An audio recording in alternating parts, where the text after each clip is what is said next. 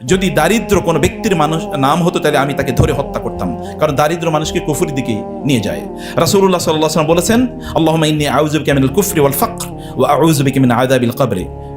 সাহাবায়ে কেরাম বলেন, ইয়া রাসূলুল্লাহ, আপনি দারিদ্র এবং কুফরিকে একসাথে একই বর্ণনায় নিয়ে এসেছেন, এই দুটোকে আয়াদিলান ইয়া রাসূলুল্লাহ, দুটোকে একসাথেই যায়?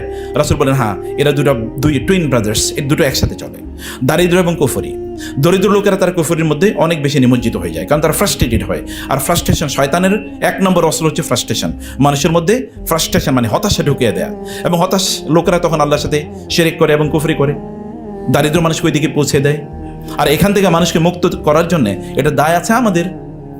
ইসলাম কোনোদিনই দারিদ্রকে সেলিব্রেট করে না, বরং দারিদ্রকে যদি এই পৃথিবীতে কোনোদিন কেউ মিউজিয়ামে নিয়ে গিয়ে থাকে, সেটা ইসলামই নিয়েছে। কমপক্ষে দুটো ইনস্ট্যান্স আমাদের কাছে আছে, 2 ওমরের যুগে, ওমর ইবনে খাত্তাব এবং ওমর ইবনে আব্দুল আজিজ রাদিয়াল্লাহু তাআলা আনহুম। তাদের সময় জাকাত নেওয়ার মধ্যে লোক খুঁজে পাওয়া যায়নি। কারণ কি? কারণ দ্যাট ওয়াজ এ জাকাত বেসড ইকোনমি। সেখানে কেউ দরিদ্র থাকবে এটা কখনোই হতে পারে না। এটা কেবল একটা পলিটিক্যাল স্লোগানে পরিণত হয়েছে, অথবা একটা সেকুলার লোকজনের একটা স্লোগানে পরিণত হয়েছে, অথবা যারা ইকোনমিক থাক বা মাস্তান আছে তাদের স্লোগানে পরিণত হয়েছে। কিভাবে? যে দারিদ্র থাকবে না, দারিদ্রের জন্য আমরা যুদ্ধ করবো, অথচ তিনি দারিদ্র তৈরি করার জন্য মূল নায়ক বা মহানায়ক, তারাই তৈরি করছে। কিন্তু তারা এর বিপক্ষে আবার স্লোগান দিয়ে যাচ্ছে। যারা তথাকথিত চ্যারিটি করে যাচ্ছে, তাদের মূল উদ্দেশ্য হলো মানুষকে দরিদ্র রাখা।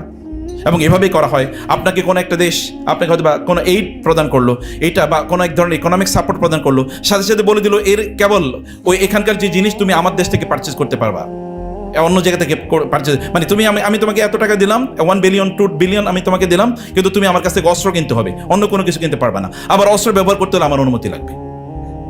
ওর টাকা ওর কাছে ফিরে গেল, মধ্যখানে ওর প্রোডাক্ট আপনি নিয়ে আসলেন, এবং আপনি ঋণের মানে যাতা করলে আপনি মানে তখন পিষ্ট হতে থাকবেন। কিন্তু জাকাত তো এরকম করে না। জাকাত একেবারে অ্যাসেট ট্রান্সফার, আপনাকে সম্পূর্ণভাবে মালিক বানিয়ে দেয়। এবং এই কারণে জাকাতের মাধ্যমে কেবলমাত্র মানুষ দারিদ্র থেকে মানুষ বের হয়ে আসতে পারে, অন্য কোনো সিস্টেমে কোনোদিন বের হতে পারে না। এখন এই পৃথিবীর মানুষ, আমি খাচ্ছি, একজন মুসলিম, এটা কোনোদিন হতে পারে না। সাহাবায়ে কেরাম তারা বলতেন, আমাদের সম্পদে অন্য মুসলমানের চেয়ে আমাদের অধিকার বেশি, এটা আমরা কোনোদিনই চিন্তা করতাম না। আমাদের সম্পদে অন্য মুসলমানের চেয়ে আমার অধিকার বেশি, এটা কোনোদিন চিন্তা করতাম না। দ্যাট ওয়াজ এ সোসাইটি যেখানে সবাই কাঁধে কাঁধ মিলিয়ে চলতো, প্রত্যেককে নিয়ে ফিল করতো, প্রত্যেকের হাসি এবং প্রত্যেকের কান্না সমান ছিল।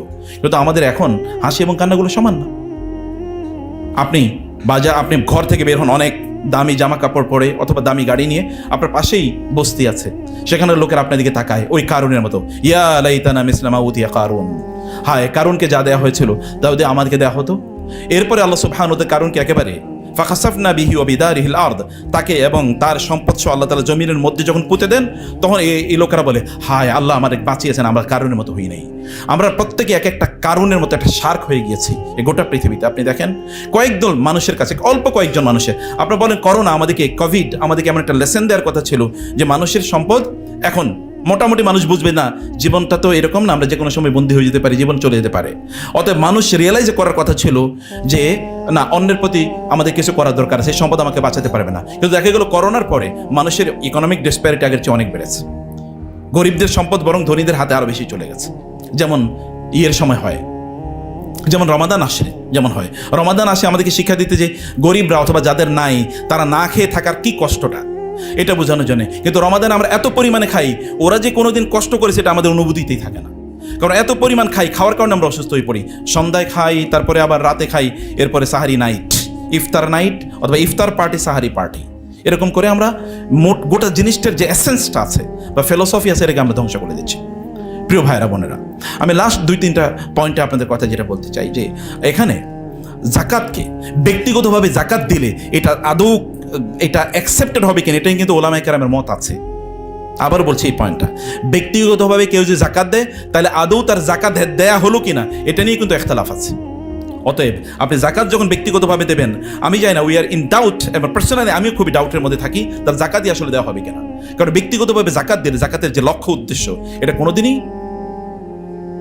কোনোদিন রিয়েলাইজ হয় না। কারণ জাকাতের মূল উদ্দেশ্য হলো পভার্টি ইরাডিকেশন, ইন্নামা সাদাকাতু লিল ফুকারা, প্রপার্টি রিডাকশন না, প্রপার্টি কমানো, দারিদ্র কমানো না, বরং দারিদ্রকে একেবারে মিউজিয়ামে ফেলে দেয়া। এটাই তো কোরআনের কথা, ইন্নামা সাদাকাতু লিল ফুকারা, গরিবদেরকে জাকাত দিতে হবে। আপনি গরিব বলতে মানুষের কি নিড এটা ব্যক্তি কোনোদিনই বুঝতে পারে না। আপনি কে জাকাত ডিজার্ভিং এটা কোনোদিন আপনি একা বের করতে পারবেন না যদি এটা কোনো ইনস্টিটিউশনাল শেপ না হয়। আল্লাহ রাসূল সাল্লাল্লাহু আলাইহি ওয়াসাল্লাম প্রথম থেকেই জাকাতের জন্য একটা প্রাতিষ্ঠানিক ব্যবস্থাপনা করেছেন। খুয মিন আমওয়ালিহিম সাদাকাতান যখন বলেছেন আল্লাহ তাআলা, আপনি দেখেন প্রত্যেকটা এবং সাহাবায়ে কেরামের যুগে যদি আমরা ইনস্টিটিউশনালাইজেশন অফ অ্যাডমিনিস্ট্রেশন যদি বলি, তাহলে প্রত্যেকটা অঞ্চলে আলাদা আলাদা যে ইউনিট ছিল, ডিসেন্ট্রালাইজেশন অফ অ্যাডমিনিস্ট্রেশন, এটা কিন্তু জাকাত বেসড ডিসেন্ট্রালাইজেশন ছিল। আপনারা জানেন যে প্রত্যেকটা অঞ্চলে আমেল ছিল। আমেল মানে কি? আমেল মানে জাকাত কালেক্টর। ওইখানকার আমরা এখন যাদেরকে মেম্বার বলি, মেম্বারদের কাজ কি? তখনকার মেম্বারদের কাজ ছিল জাকাত কালেকশন। আমেল বলা হতো তাদেরকে, কারণ কোরআন আল্লাহ তাআলা এই শব্দটা চয়ন করেছে, বলে আমিলিনা আলাইহা।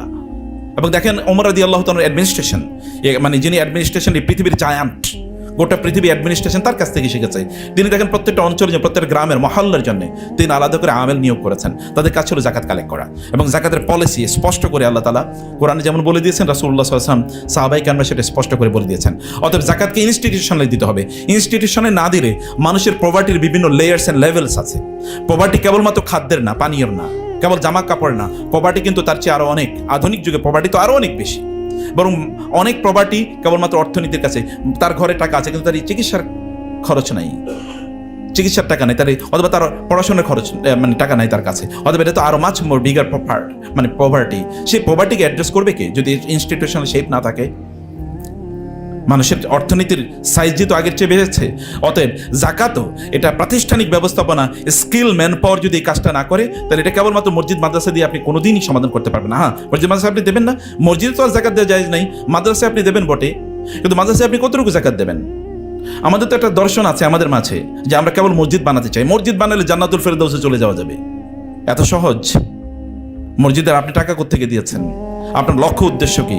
এখানে মসজিদের প্রয়োজনীয়তা ছিল কিনা?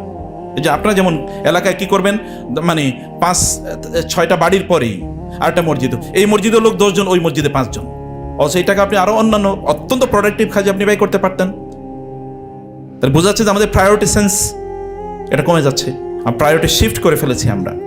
জাকাত ভিত্তিক প্রতিষ্ঠান যখন তৈরি হয় তখন এই প্রতিষ্ঠানগুলো রিসার্চ করে, গবেষণা করে, তারা বুঝে কোথায় জাকাতের অর্থ খরচ করতে, প্রায়োরিটি এরিয়া কোনগুলো, তারা এগুলো গবেষণা করে বের করে তারা ম্যান পাওয়ারকে, তারা স্কিল অথবা তারা তাদেরকে ট্রেনিং করবে এবং তখন তারা খুঁজে বের করবে কারা জাকাত রিসিপিয়েন্ট সত্যিকার অর্থে, যাদেরকে আরবিতে বলে মুস্তাহিক। কারা মুস্তাহিক তাদেরকে ফাইন্ড আউট করবে এবং তাদের কাছে জাকাত দেবে। শুধুমাত্র জাকাত দিলেই তো চলবে না, আপনি যাকে জাকাত দেবেন, গরিব মানুষের সবচেয়ে বড় প্রবলেমটা কি? গরিব মানুষের তো ইকোনমিক তার চয়েসটা তার খুব লো, কারণ সে তো জানে না। আপনি যখন একজন গরিব মানুষের 1 লাখ টাকা দেবেন, তখন সে হয় 2টা কাজ করবে, একটা দামি মোবাইল কিনে নিয়ে যাবে অথবা একটা টেলিভিশন সেট কিনে নিয়ে যাবে, অথবা বাড়িতে নেওয়া যাওয়ার পর এরপরে এই টাকাটা সে কি করবে? সুদে লাগাবে, আরেকজনের সুদে। অথবা কেউ বলবে আমার বাচ্চাটার, ছেলেটার, মেয়েটার আমি বিদেশে পাঠাতে চাই, তুমি আমার টাকাটা দাও, টাকাটা দিয়ে দেবো। তো বুঝেই না যে টাকাটার ব্যবহার কি। অতএব কাউকে টাকা দিলেই চলে না, তাকে স্কিল করে দিতে। আল্লাহ রাসূলের সেই ঘটনাটি, যদিও ঘটনাটির মধ্যে এক ধরনের দুর্বলতা আছে, কিন্তু ঘটনা তো আপনারা জানেন, সবাই প্রত্যেকে, এভরিবডি নোজ ইট। ভিক্ষা চাইলো, রাসূল বলেন কেন ভিক্ষা করছো? বলে আমার তো কিছু নাই। তিনি বলেন তোমার বাসায় কিছুই নাই? বলে কিছুই নাই। কিছুই নাই? হ্যাঁ আছে। কি আছে? এরকম একটা জিনিস আছে, নিয়ে আসো। তিনি এবার অকশনে দিলেন, সাহাবাইদেরকে বলেন এটা কে কিনবে? একজন বললেন ইয়া রাসূল আমি কিনবো। কত? এত। না, তার চেয়ে বেশি দিতে হবে। তার জন্য বলে ঠিক আছে আমি 2 দিরহাম দেবো। রাসূল সাল্লাল্লাহু আলাইহি ওয়াসাল্লাম তাকে ডাকলেন, নিয়ে আসো, এটা যাও নিয়ে আসো। নিয়ে আসার পরে 1 দিরহাম তাকে দিলেন, যাও বাজারে যাও, তোমার বাসার জন্য, পরিবারের জন্য খাবার কিনে নিয়ে যাও। আরেকটা নিয়ে এসে বললেন, এরপর আরেক দিরহাম দিয়ে তিনি নিজে বাজার থেকে একটা কুঠার কিনে নিয়ে আসলেন। তিনি এবার ওই কুঠারে হাতল নিজে লাগিয়ে দিলেন রাসূলুল্লাহ সাল্লাল্লাহু আলাইহি ওয়াসাল্লাম, এবং তাকে দিয়ে বললেন তুমি যাও, জঙ্গলে যাবা, বনে যাবা, সেখান থেকে কাঠ কিনে এনে বাজারে, কাঠ কেটে এনে বাজারে বিক্রি করবা, 15 দিন পরে আমার সাথে দেখা করবা, তার আগে দেখা করবা না। 15 দিন পরে এসে বলেন ইয়া রাসূলুল্লাহ আমার পরিবারের সকল সমস্যার সমাধান হয়েছে, তার পাশাপাশি আমার একটা সেভিংস হয়ে গেছে 10 দিরহামের। তাকে 2 দিরহাম দিয়েছিলেন। আপনি তো একজন মানুষকে যখন সম্পদ দেবেন তখন আপনি কেন দেবেন? আপনার এবং আপনার পরিবারের কাছে, আপনার বাবার কাছ থেকে, আপনার দাদার কাছ থেকে জাকাত নিয়েছে ওর দাদা, এখন আপনার বাবার কাছ থেকে জাকাত নিয়েছে তার বাবা, এখন আপনার কাছ থেকে জাকাত নেয় তিনি। আপনি কি বংশ পরম্পরায় দরিদ্র তৈরি করে যেন জাকাত দিচ্ছেন? তাহলে জাকাতে তো ডাইনামিক্স আছে, সে ডাইনামিক্স কই? সে ডাইনামিক্স আমাদের মাথায় নাই, কারণ আমরা জাকাত কীভাবে দেবো সেটাই নিয়ে আমরা চিন্তাও করি না। প্রিয় ভাইয়েরা এবং বোনেরা, এর বাইরে তো জাকাতের আরও ডাইমেনশন আছে। আমরা বহু প্রতিষ্ঠানে গিয়েছি, যারা বিজনেস করেন, আমাদেরকে অনেকেই বলেন আমি তো ব্যক্তিগতভাবে জাকাত দিই, আর কোম্পানির আবার জাকাত কি? বলে নতুন শুনছি বিজনেস জাকাত, এটা আবার নতুন করে আপনারা নতুন আইডিয়া জেনারেট করেছেন। আমরা নতুন আইডিয়া জেনারেট করি না, আইডিয়া নতুন ছিল, আইডিয়া পুরানি ছিল, কিন্তু আপনারা নতুন করে শুনতেছেন। কারণ কি? কারণ এটা আমাদের এই সমাজে নাই, আমি অন্য সময় বলেছিলাম, বাংলাদেশের একজন ফাইন্যান্স মিনিস্টার ছিলেন, পরপর 2-3 টার্ম ছিলেন, এরকম একজন ফাইন্যান্স মিনিস্টার। আমরা তাকে বলেছিলাম যে জাকাতকে ন্যাশনাল ইকোনমির একটা পার্ট বানান। বলে জাকাত কি? বলে জাকাত কি? আমরা জাকাত এরকম, এটা প্রায় 2 লক্ষ কোটি 2.5 লক্ষ কোটি টাকা জাকাত থেকে উঠতে পারে। বলে কই, জীবনে তো শুনি না, ইউনিভার্সিটি তো টিচাররা কোনোদিন জাকাতের শব্দ বলেনি আমাদেরকে। এরপরে উনি করেন না এবং আজ পর্যন্ত হয় নাই। এখন বলেন, আপনারা বলেন ইউনিভার্সিটিতে কোথায় জাকাত নিয়ে আলোচনা হয়?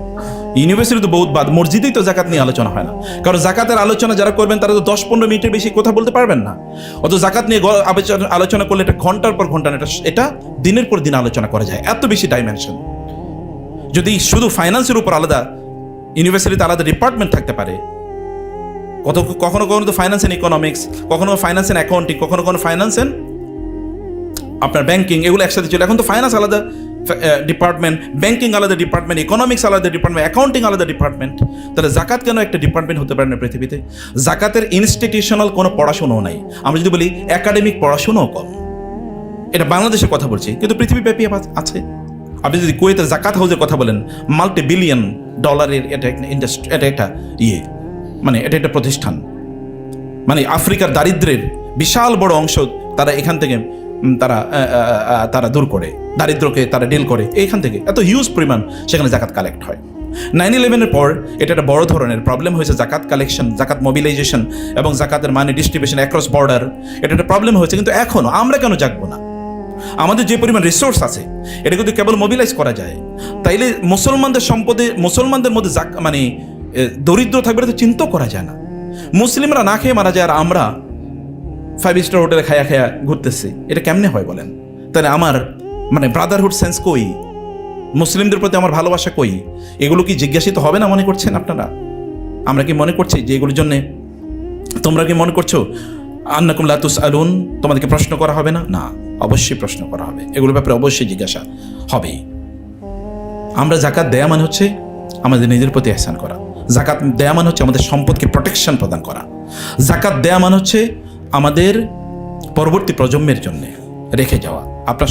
আপনার প্রজন্মের জন্য সম্পদ রেখে গেলে কোনো কাজে লাগবে না, ওরা হয়তো এটা ব্যবহারই জানবে না, কিন্তু ওদের জন্য যে জাকাতের প্রপার্টি রেখে, জাকাতের যেখান থেকে জাকাত দিয়েছেন রেখে যান, তাহলে আল্লাহ সুবহানাহু ওয়া তাআলা ডিভাইন প্রোটেকশন ওই সম্পদের মধ্যে রেখে দেবেন। সূরা কাহফে দেখবেন এরকম 2টো ঘটনা আছে। ওই যে ওয়াম্মাল জিদারু ফাকানা লিগুলামাইনি ইয়াতীমাইনি ফিল মাদিনাতি, 2জন নবীকে আল্লাহ তাআলা পাঠিয়েছেন। একজন তো স্বীকৃত নবী মুসা আলাইহিস সালাম, আরেকজনের কথা আলেমরা অনেকে বলেন যে তিনি নবী ছিলেন, খিদির আলাইহিস সালাম। না হলে তো সেই যুগের সর্বশ্রেষ্ঠ কি আবেদ, আল্লাহওয়ালা, আল্লাহর বান্দা। আল্লাহ তাআলা 2জনকে পাঠিয়ে দিলেন ওই যে একটা জনপদে, 2জন ইয়াতিম বালক। ওয়া কানা আবুহুমা সালিহা, বাবা ছিল খুবই ভালো মানুষ। فأراد ربك أن يبلغا أشدهما ويستخرجا من كنزهما رحمة من ربك وما فعلته عن أمري ذلك تأويل ما لم تستطع عليه صبرا।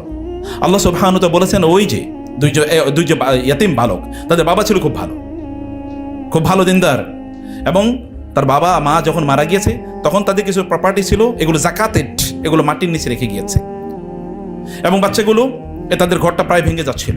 এর মধ্যে আল্লাহ 2জনকে পাঠিয়ে দিলেন নবী। মুসা আলাইহিস সালাম সাধারণ নবী না, কিন্তু mightiest, one of the mightiest. 3জন নবীর নাম বললে একজন মুসা আলাইহিস সালাম, 4জনের নাম বললে একজন, 5জনের নাম বললে একজন, মুসা আলাইহিস সালাম। তাকে পাঠালেন। আর খিদির আলাইহিস সালাম তো একমাত্র ক্যারেক্টার, এত সিগনিফিকেন্ট ক্যারেক্টার। 2জনকে পাঠিয়ে দিলেন, যাও তাদের ঘর নির্মাণ করে দিয়ে আসো। যতক্ষণ পর তারা বড় হবে, বড় হওয়ার পর ওই সম্পদ তারা খুঁজে নেবে, এরপরে তারা এগুলোকে নিজের জন্য ইউটিলাইজ করবে। আপনার সম্পত্তি কোনো ফরম্যাটে আল্লাহ তাআলা রেখে দেবেন আপনার পরবর্তী প্রজন্মের জন্য, যদি এটা জাকাত হয়। আমি কেবল এই কয়েকটা বিষয়তে, আর অসংখ্য ইস্যু আছে, বললাম যে জাকাতের আলোচনা তো এটা অনেক লম্বা আলোচনা। আমরা তো মানে যদি বলি এটা একটা মহাসমুদ্রের থেকে 1 ফুট আলোচনা করেছে, শুধু এতটুকুই যদি আমাদের দৃষ্টিতে আসে, আমরা যদি এই রিয়েলাইজেশন নেই না, আমার কোনো সম্পদই আনজাকাতের থাকবে না, কোনো সম্পদ জাকাতের বাইরে থাকবে না, এটা যদি আমরা পলিসি নেই, তাহলে দেখবেন মানসিক প্রশান্তি এবং অর্থনৈতিক প্রবৃদ্ধি দুটো সমানভাবে আসবে। আদারওয়াইজ সম্পদ থাকবে ঘুমাতে পারবো না, সম্পদ থাকবে পালিয়ে বেড়াবো, সম্পদ থাকবে আমার নিজের কোনো কাজে লাগবে না, এবং আমার পরবর্তী প্রজন্মেরও কাজে লাগবে না। দুনিয়াতে তো কাজে লাগেইনি, আর আখিরাতে তো এটা আমার জন্য একটা বিশাল বড় বোঝা হয়ে দাঁড়াবে সেদিন। ও আখরাজাতিল আরদু আসকালাহা ওয়া ক্বালাল ইনসানু মা লাহা ইয়াওমাইদিন তুহাদ্দিসু আখবারাহা বিআন্না রাব্বাকা আওহা লাহা। সেদিন সব সম্পদ আপনার সামনে ছুঁড়ে ফেলবে এই পৃথিবী, জমিন, যাও এই তোমার সম্পদ। আপনি বলবেন মা লাহা, কি হয়েছে, তুমি এরকম করছো কেন?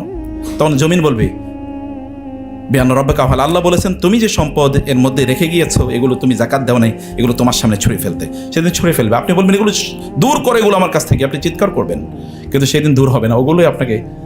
কারণ কিয়ামতের শাস্তি কেবলমাত্র শারীরিক না, কর্পোরাল না, এটা মাচ মোর সাইকোলজিক্যাল, মেন্টাল। আল্লাহ সুবহানাহু ওয়া তাআলা আমাদেরকে যাকাতটাকে ভালো করে বোঝার তৌফিক দান করুন। আল্লাহুম্মা আমিন। জাযাকুমুল্লাহ খায়র ফর ইনভাইটিং মি। অনেক অনেক ধন্যবাদ আমাকে এইটুকু সময় দেওয়ার জন্যে, আপনাদের মতো আলোকিত মানুষদের সামনে দাঁড়ানোর এই সুযোগ করে দিয়েছেন মাস্তুলের এই আয়োজনকে আল্লাহ সুবহানাহু ওয়া তাআলা ব্যাপক পরিমাণ বারাকাপূর্ণ করুন। এবং একটা প্রতিষ্ঠান, যাকাতের একটা প্রতিষ্ঠানের মানে কী ডাইমেনশন থাকতে হবে এটাও আলোচনার বিষয় আছে। আমার অনুরোধ করব মাস্তুল ফাউন্ডেশনের যারা দায়িত্বশীল তাদেরকে, যে আপনারা নিজেরা একটা ইন্টারন্যাশনালি রিকগনাইজেবল ট্রাস্টওয়ার্দি প্রতিষ্ঠান করার জন্যে ইসলামিক মানে ম্যানেজমেন্ট পার্সপেক্টিভ থেকে বা ইসলামিক অ্যাডমিনিস্ট্রেটিভ পার্সপেক্টিভ থেকে কী কী পলিসি থাকতে হবে এটার উপর আপনাদের ট্রেনিং লাগবে, এবং সেটা ইনকর্পোরেটেড থাকতে হবে ইনহ্যারেন্টলি, যেন কোনোভাবে একটা প্রতিষ্ঠান যদি মাস্তুল কোনোভাবে প্রশ্নবিদ্ধ হয় তাহলে যাকাত প্রশ্নবিদ্ধ হলো, ইসলাম প্রশ্নবিদ্ধ হলো, এটা করা যাবে না। আপনি ব্যক্তি প্রশ্নবিদ্ধ হতে পারেন, কিন্তু ইসলামকে আপনি প্রশ্নবিদ্ধ করতে পারবেন না, যাকাতকে প্রশ্নবিদ্ধ করতে পারবেন না। এ কারণে মাস্তুলের অনেক লার্নিংয়ের ব্যাপার আছে। মাস্তুলকে একটা রিকগনাইজড প্রতিষ্ঠানে রূপান্তরিত করার জন্য অনেক এলিমেন্ট এখানে অ্যাডমিনিস্ট্রেটিভ ম্যানেজমেন্ট রিলেটিং মানে এখানে এলিমেন্ট এখানে ইনকর্পোরেট করতে হবে, সেটাও আমি বলবো। আর এই যাতে কনফারেন্স অনেক বেশি হোক, প্রয়োজনে এত বিশাল মানে 5 স্টার হোটেল প্রয়োজন নেই, আরও লো জায়গায় নিয়ে আরও মাস লেভেলে কীভাবে এটাকে দাওয়া হিসাবে কীভাবে মানুষের কাছে পৌঁছে দেওয়া যায়। কমপক্ষে মাস্তুল যদি চিন্তা করেন নেয় আমরা 50 জন জাকাত এক্সপার্ট, জাকাত অ্যাকাউন্টিং এক্সপার্ট বানাবো, কারণ জাকাতের অ্যাকাউন্টিং অনেকেই বোঝে না, কারণ অনেক আধুনিক অর্থনৈতিক পরিভাষা আছে, এত পরিভাষা তো আর মাদ্রাসায় আমরা কোনোদিন পড়ি নাই, এটা আর ইয়ের বইতে নাই, হেদায়ের বইতে নাই, বা আমাদের ওই বইতে না। ফলে এই সকল টার্মগুলো যেন বুঝে সেটার কিছু লোক তৈরি করা দরকার। এবং মাস্তুল দাওয়াকে মানে জাকাতকে অ্যাওয়ারনেসের অ্যাওয়ারনেস মানে জাকাত অ্যাওয়ারনেস তৈরি করার জন্য এটা দাওয়া প্রজেক্ট হিসেবেও মাস্তুল নিতে পারে। অতএব এখানে মাল্টি ডাইমেনশনাল কাজের অনেক সুযোগ আছে, সেই সুযোগগুলো যেন প্রতিষ্ঠান নেয় সেই অনুরোধ করে আমি শেষ করছি। জাযাকুমুল্লাহ খায়র ফর ইউর পেশেন্ট হিয়ারিং। আমি যদি আপনাদেরকে কষ্ট দিতে গেলে মাফ করে দেবেন ইনশাআল্লাহ। আর আল্লাহ সুবহানাহু ওয়া তাআলা আমরা যা বলেছি সেগুলো আমাদের নিজেদের জীবনে আমল করার তৌফিক দান করুন। গোটা মুসলিম উম্মাহকে অর্থনৈতিক দারিদ্র্য থেকে আল্লাহ সুবহানাহু ওয়া তাআলা রক্ষা করুন, এবং মানবতাকে আল্লাহ সুবহানাহু ওয়া তাআলা মোরাল দারিদ্র্য অর্থাৎ নৈতিক দারিদ্র্য থেকে আল্লাহ তাআলা রক্ষা করুন। যার একটা বাগান আছে, বাগানটা হচ্ছে একটা টিলা বা একটা পাহাড়ের উপর সমতল অনেক লম্বা জায়গা আছে, এখানে তার একটা বাগান আছে। এই বাগানে প্রচুর পরিমাণ বৃষ্টিপাত হয়, ফলে সেখানে ফসল দ্বিগুণ হয়, কারণ এখানে পানির কখনো অভাব পড়ে না, এখানে সব সময় ফসল হয়, এবং অন্যান্য ল্যান্ডের তুলনায় এখানে ফসল হয় দ্বিগুণ। যদি কখনো বৃষ্টিপাত না হয় ফাতাল্লুন, তাহলে সেখানে হালকা যে শিশির পড়ে, এই শিশিরই এই গাছগুলোকে বাঁচিয়ে রাখার জন্য যথেষ্ট। ফলে এখানে এই বাগানে ফল এবং ফসলের বা ফলনের ক্রাইসিস কখনই হয় না, দ্বিগুণ দেয়, অথবা কমপক্ষে সমপরিমাণ অন্যান্য ল্যান্ডে যখন পানি অ্যাভেলেবল থাকে যা দেয় এখানে তার দ্বিগুণ হয়, অথবা তত সমপরিমাণ হয়। আর অন্য একজন যারা দান সাদাকা করে না বা চ্যারিটি করে না, অথবা তারা চ্যারিটি করে কিন্তু তারা মানুষকে দেখানোর জন্য, সে সকল ব্যক্তির উদাহরণ হলো একটি পাথরের মতো, মসৃণ পাথর আপনাদের ঘরের বারান্দায় অথবা ঘরের সামনে বাইরে, এটা শহরে গ্রামে সবাই জায়গায় দেখবেন যে কোথাও কোনো ইট অথবা পাথর পড়ে আছে দীর্ঘদিন পর্যন্ত অবহেলায়, সেদিকে আমরা তাকাই না, কিন্তু এর উপর বালির লেয়ার তৈরি হয়ে গেছে। বালির লেয়ারের উপর দেখবেন ছোট ছোট একেবারে কিছু লিকলিকে গাছ এখানে তৈরি হচ্ছে, ছোট ছোট গাছ। এই গাছগুলো এখানে কিন্তু গাছ রিয়েলি এগুলো কিন্তু ছোট ছোট লিকলিকে। যখন খুব মুষলধারে বৃষ্টি হয় তখন ওই পাথরের উপর থেকে এই ধুলাবালির বা মাটির যে আবরণটা, একটা পাতলা আবরণ, এই আবরণটা চলে যায় এবং গাছগুলো সব চলে যায়। একদল লোক তাদের সম্পদ প্রপার্টি এর লেভেলটা হলো এরকম, এগুলোর যদি বলি যে ডিউরেবিলিটি অথবা এগুলোর স্ট্রেংথ, এগুলোর শক্তিমত্তা এত দুর্বল যে কোনো সময় এগুলো ব্যক্তির কাছ থেকে চলে যেতে পারে। এবং তার আরেকটা প্যারাবল আল্লাহ সুবহানাহু ওয়া তাআলা এর পরে আয়াতে আল্লাহ তাআলা বলেছেন যে ধরুন আপনি আয়াওয়াদ্দু আহাদুকুম আন তাকুনা লাহু জান্নাতুন, তোমাদের মধ্যে কি কেউ এটা চায় যে তার একটা বিশাল বাগান আছে, একটা ইন্ডাস্ট্রি আছে, একটা ফ্যাক্টরি আছে, অথবা বিশাল বড় একটা প্রতিষ্ঠান আছে, এবং সেখানে সব ধরনের ফসল আছে। তিনি এটি দেখে খুবই উৎফুল্লিত, আনন্দিত। কিন্তু হঠাৎ করে কোনো এক সময় আসমান থেকে অথবা কোনো প্রাকৃতিক বিপর্যয় ঘটলো, অথবা এমন কোনো কিছু ঘটলো যেটা কোনো ইকোনমিক এক্সপ্লেনেশন তার কাছে নাই, রেশনাল কোনো এক্সপ্লেনেশন তার কাছে নাই, এমন কিছু একটা ঘটেছে। যেমন শেয়ার বাজার হঠাৎ করে ধস হয়েছে, তিনি জানেন না কেন হবেন। অথবা এখানে আরও কোনো যে কোনো বিপর্যয়, দুর্যোগ ঘটলো, কেউ অথবা চুরি ডাকাতি করে সব টাকা নিয়ে গেছে, তিনি বুঝতেও পারেন নাই, মনে করেছেন যে না হয়তো ভালো চলছে, কিন্তু এক সময় দেখলেন তিনি দেউলিয়া হয়ে গেছেন। কেন হয়েছেন? He doesn't know, she doesn't know. এমন সময় তিনি এর মধ্যে বৃদ্ধ হয়ে গেছেন। নতুন করে যে কোনো এন্টারপ্রাইজ অথবা অন্টারপ্রেনিয়র তিনি নেবেন, মানে কোনো ধরনের উদ্যোগ তিনি নেবেন, এটা তার পক্ষে সম্ভব না। অথবা তিনি যে নতুন করে কোনো প্রতিষ্ঠান তৈরি করবেন, ইন্ডাস্ট্রি তৈরি করবেন, এটা তার পক্ষে সম্ভব না। ওয়ালা হুজুরিয়াতুন দুআফা। অন দ্য আদার হ্যান্ড, তিনি এখন বৃদ্ধ, নতুন করে কোনো কাজ করা তার পক্ষে সম্ভব না। আবার তার বাচ্চাগুলো শিশু, এরা ছোট, এরাও যে বড় কোনো উদ্যোগ নিয়ে বাবাকে বা মাকে সাপোর্ট করবে এরকম কোনো অবস্থাও নেই।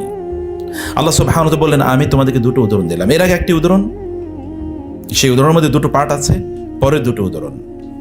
এখন আমরা কোন দিকে যাব?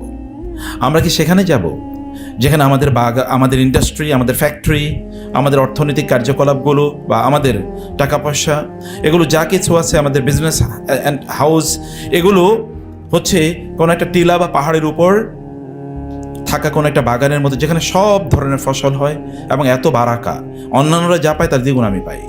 কারণ সেখানে পানির কখনোই অভাব হয় না, হয় প্রবল বৃষ্টিপাত যেটা এটিকে সবসময় সবুজ, শ্যামল এবং প্রোডাক্টিভ রাখে, অথবা কমপক্ষে শিশির, যে শিশির এটাকে কমপক্ষে সিক্ত রাখে, পানির কখনো অভাব হয় না। নাকি ওইটা যেখানে পানির অভাব হয় এবং ফসলগুলো মরে যায়, অথবা দৈব কোনো অথবা আসমানি কোনো বিপর্যয় এসে বা এক্সপ্লেনেবল এমন কোনো মানে সেখানে ডিজাস্টার ঘটে এগুলো সব নষ্ট করে দেয়? কোনটা? যদি প্রথমটার মালিক আমরা হতে চাই, তাহলে আমাদেরকে চ্যারিটিতে যেতে হবে। সেটি আল্লাহ সুবহানাহু ওয়া তাআলা বলেছেন। চ্যারিটি দুটো পার্ট আছে। চ্যারিটি একটা পার্ট, এটা ভলান্টারি, যেটা আমরা দান সাদাকা বলে জানি।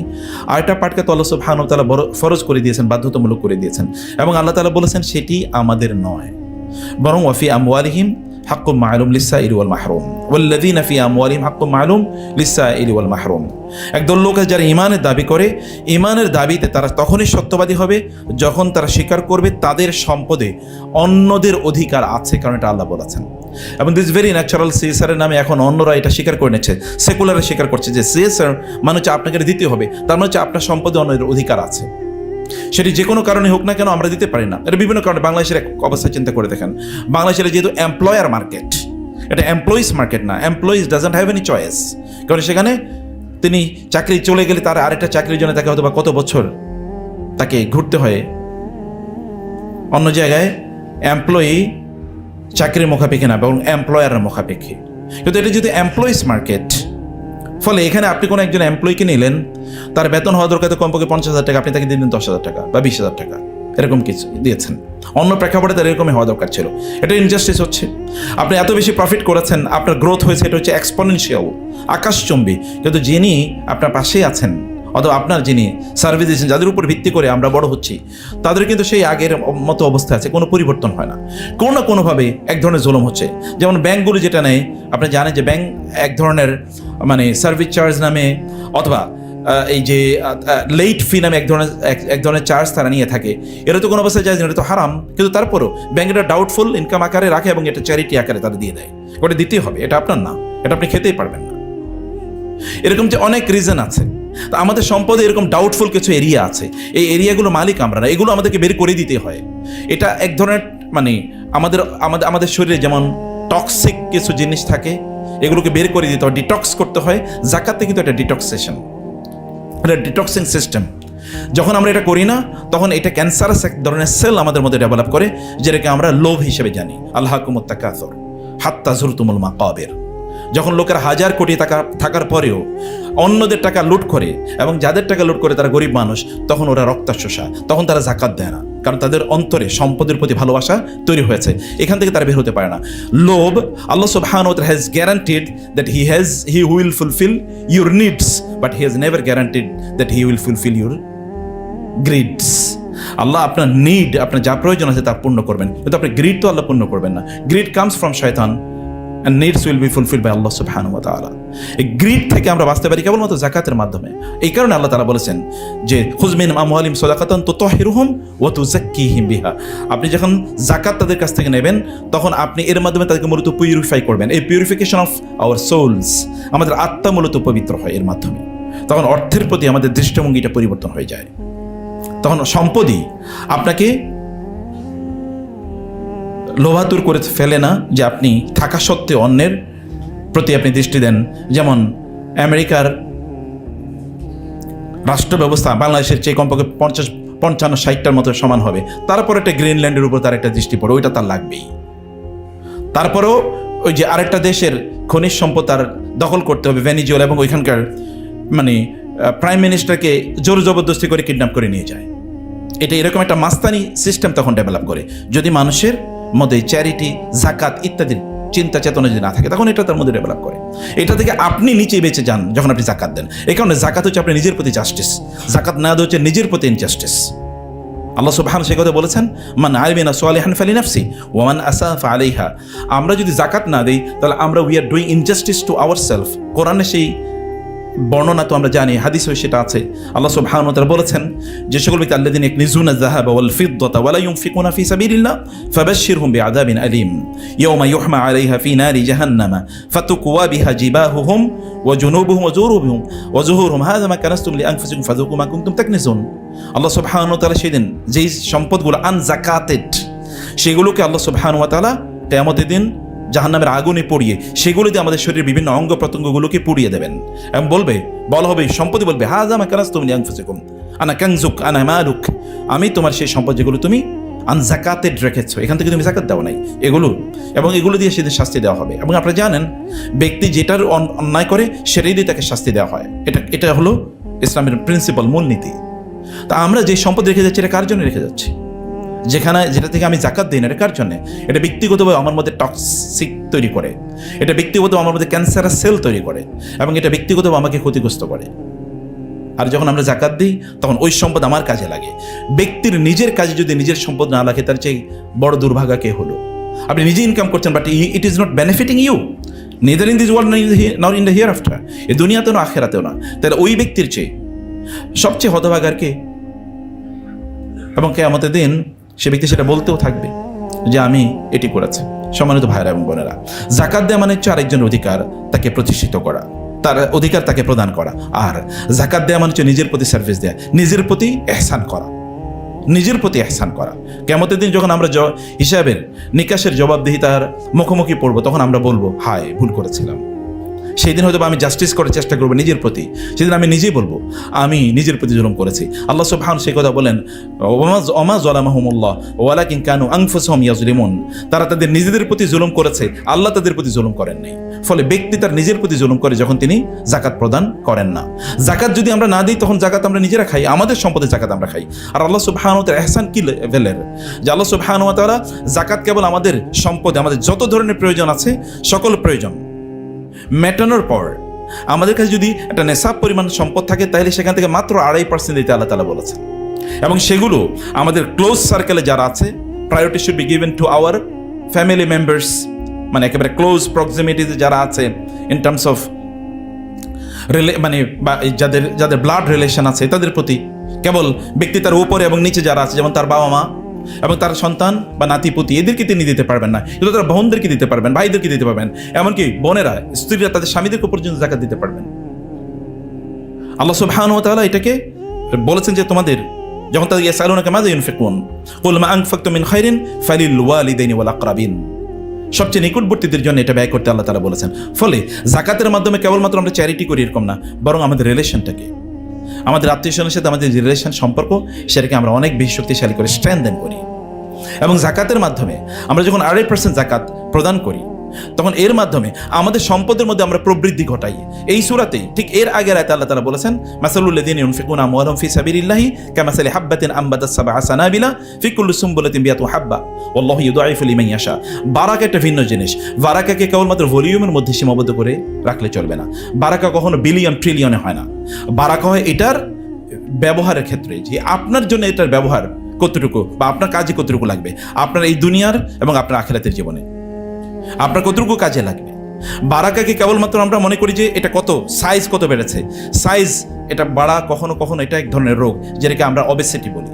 মানুষ মোটা হয়ে গেছে, আপনি বলবেন না তিনি সুস্থ, নিশ্চয়ই এটা অসুস্থতা। অতএব সাইজ ভলিউম অনেক বেড়ে যাওয়া সম্পদের, এটা কিন্তু এক ধরনের অসুস্থতা। এটা আমরা হয়তো বুঝি না কোন জায়গায় অসুস্থ, সেটা আল্লাহ সুবহানাহু ওয়া তাআলা ভালো জানেন।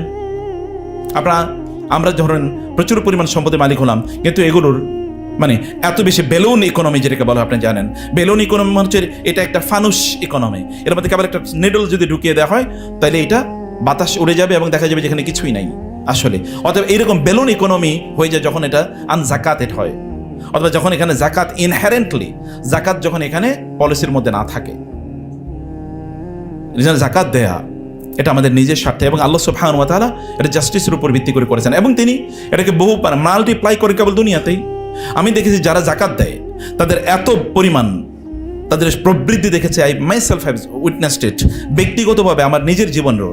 যে বছর একেবারে জাকাত মানে একটু বেশি দিয়েছে, সেই বছর আল্লাহ সুবহানাহু ওয়া তাআলা অন্য জায়গা থেকে প্রবৃদ্ধি অনেক অনেক বেশি করে দিয়েছেন। অথবা আপনি নিজে এটাকে you can take the challenge of আল্লাহ, যে আল্লাহ সেইড যে এটাকে তিনি 700 গুণ বাড়িয়ে দেবেন, এবং আল্লাহু ইউদাইফু লিমান ইয়াশা।